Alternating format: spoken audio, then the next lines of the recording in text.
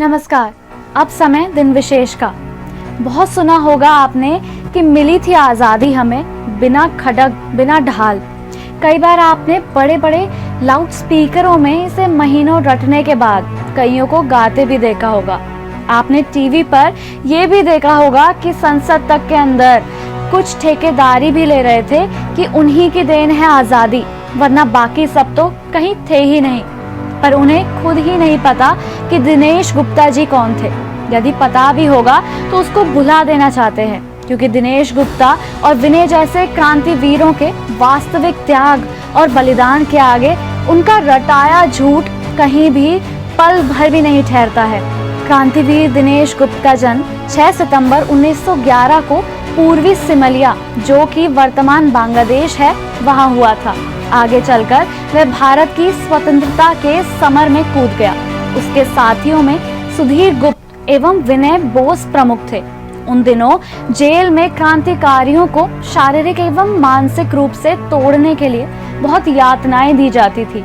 Kolkata jail भी इसकी अपवाद नहीं थी। वहां का जेल महानिरीक्षक कर्नल N.S. सिम्पसन बहुत क्रूर व्यक्ति था, अतः क्रांति दल ने उसे मारने का निर्णय लिया। इसकी जिम्मेदारी इन तीनों को सौंपी गई। तीनों सावधानी से इस अभियान की तैयारी करने लगे। इन दिनों बंगाल राज्य का मुख्यालय जिस भवन में है, कर्नल सिम्पसन का कार्यालय कोलकाता की उसी राइटर्स बिल्डिंग में था। 8 सितंबर 1930 को तीनों अंग्रेजी वेशभूषा पहनकर वहां जा पहुंचे। उनके प्रभावी व्यक्तित्व के कारण मुख्य द्वार पर उन्हें किसी ने नहीं रोका।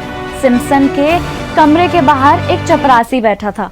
उसने तीनों से कहा कि वे एक पर्चे पर अपना नाम और काम लिख दें, तो वह उस पर्चे को साहब तक पहुंचा देगा। पर उन्हें इतना अवकाश कहाँ था। वे चपरासी को धक्का देकर अंदर घुस गए। इस धक्का मुक्की और शोर से सिम्पसन चौंक गया, पर जब तक वह सावधान होता, इन तीनों ने उसके शरीर में 6 गोलियां घुसा दी। वह तुरंत ही धरती पर लुढ़क गया। तीनों अपना काम पूरा कर वापस लौट चले, पर इस गोलीबारी और शोर से पूरे भवन में हड़कंप मच गया। वहां के सुरक्षा कर्मी भागते हुए तीनों क्रांतिवीरों के पीछे लग गए। कुछ ही देर में पुलिस भी आ गई। तीनों गोली चलाते हुए बाहर भागने का प्रयास करने लगे। भागते हुए तीनों एक बरामदे में पहुंच गए, जो दूसरी ओर से बंद था। यह देखकर वे बरामदे के अंतिम कमरे में घुस गए और उसे अंदर से बंद कर लिया। जो लोग उस कमरे में काम कर रहे थे, वे डर कर बाहर आ गए और उन्होंने बाहर से कमरे की कुंडी लगा दी। कमरे को पुलिस ने घेर लिया। दोनों ओर से गोली चलती रही, पर फिर अंदर से गोलियां आनी बंद हो गई।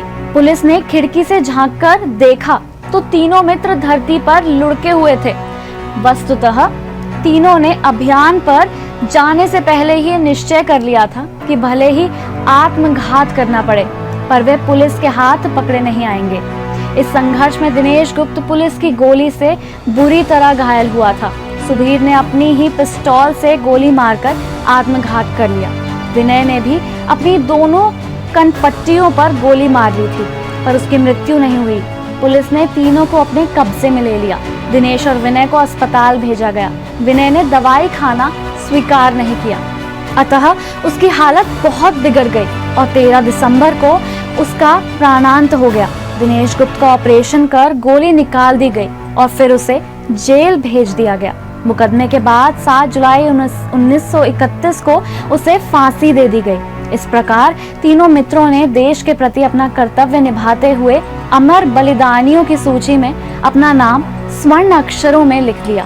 फांसी के 20 दिन बाद कन्हई लाल भट्टाचार्य ने उस जज को न्यायालय में ही गोली से उड़ा दिया, जिसने दिनेश गुप्त जी को फांसी की सजा दी थी। आज उस अमर बलिदानी के जन्म दिवस पर सुदर्शन न्यूज उसे बारंबार नमन, वंदन और अभिनंदन करते हुए उनकी गौरव गाथा को वास्तविक रूप में जनमानस के आगे समय समय पर लाते रहने का अपना संकल्प भी दोहराता है। क्रांतिपुंज दिनेश गुप्ता जी अमर रहें।